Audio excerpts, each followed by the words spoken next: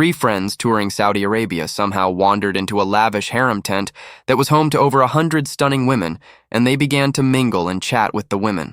Suddenly the Sheikh, who was in charge of the harem, burst in and said to the three friends, "I am the sole guardian and owner of these women.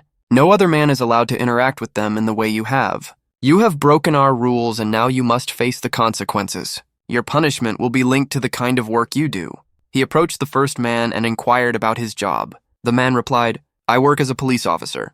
The Sheikh, taking this into account, declared, "Since you're a police officer and work with guns, we will shoot off your manhood as a punishment."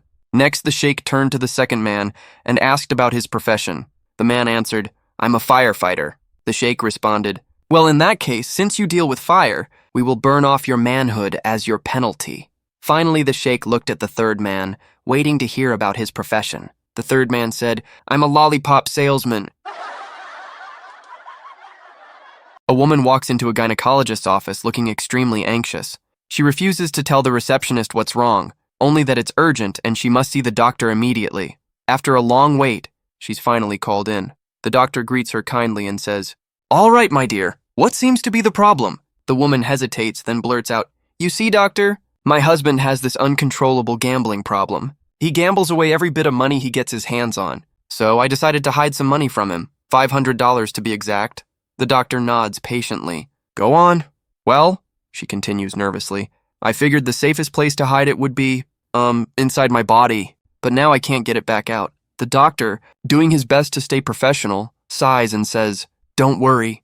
I've seen all sorts of unusual cases in my career." He puts on his gloves and tells her to prepare for the examination. Then, just before starting, he looks up and asks with a straight face, "Just one question. Am I looking for bills or loose change?"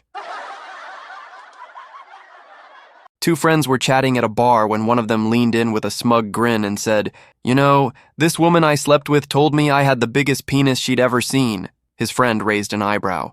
"Wow, really?" He sighed and took a sip of his drink. "Yeah, turns out she was blind."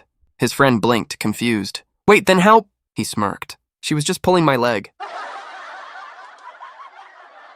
A construction worker was busy on the third floor of a building that was still under construction when he realized he needed a handsaw to keep working. Not wanting to climb all the way down, he spotted one of his co-workers on the ground and decided to call out to him. But between the distance and the loud machinery, shouting was useless.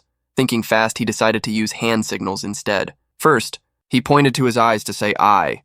Then he pointed to his knees to mean "need." Finally, he mimed the motion of sawing with his hands. He was sure the message was crystal clear. His co-worker on the ground looked up, nodded as if he understood. Then, to the worker's shock, pulled down his pants and started to jerk off. Completely stunned, the man on the third floor sprinted down and yelled, "What the hell are you doing?" "I was trying to tell you I needed a handsaw." His co-worker, just as frustrated, snapped back, "I knew that. I was trying to tell you I'm coming."